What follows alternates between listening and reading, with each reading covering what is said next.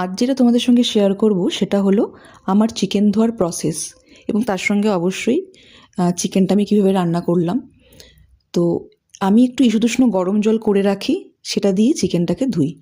তো প্রথমে এই ইসুদুষ্ণ গরম জলটা আমি ঢেলে নিলাম। এরপরে যেটা করব সেটা হচ্ছে এই একটা লেবুকে 4 পিস করা হয়েছে, তার থেকে 2 টুকরো লেবু নিয়ে পুরো রসটা ভালো মতো চিপে চিকেনে মাখিয়ে নেব। ভালো করে হাত দিয়ে চিকেনটাতে ভালো করে মাখিয়ে নেব। মাখিয়ে নিয়ে তারপরে আবার একটু গরম জল দিয়ে ধুয়ে নেব।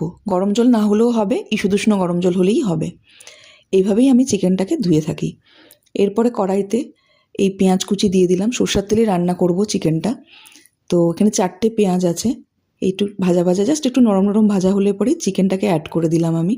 এখানে হলুদ, লবণ এবং সরষের তেল দিয়ে আগে থেকে চিকেনটাতে মাখানো ছিল।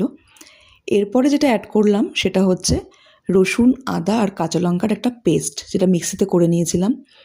এইভাবে মিক্সিতে পেস্ট করে নিলে আমার সুবিধেই হয়, বাটনা বাটতে আর ইচ্ছে করে না। তো এইভাবে ভালো করে মাখিয়ে নিলাম। ভালো করে নাড়িয়ে চিকেনটাকে পুরো মশলার সাথে মাখিয়ে নিয়ে ঢেকে দিয়েছিলাম। এই দেখো, এটা কষিয়ে নিয়ে চিকেনটাকে তারপরে আমি এর মধ্যে একটু গরম জল অ্যাড করেছি এবং উপর থেকে ধনেপাতা, কাঁচা লঙ্কা এগুলো দিয়েছি। আর যেটা করেছি সেটা হচ্ছে যেই পাত্রে চিকেনটা ঢালবো সেখানে আমি গন্ধরাজ লেবুর 3টে পাতা নিয়ে রেখে দিলাম। এর উপরে চিকেনটাকে ঢেলে দিলাম। তাতে কি হয়, বেশ সুন্দর একটা গন্ধরাজ লেবুর গন্ধ ওঠে এবং তাতে একটা ফ্লেভার বা টেস্ট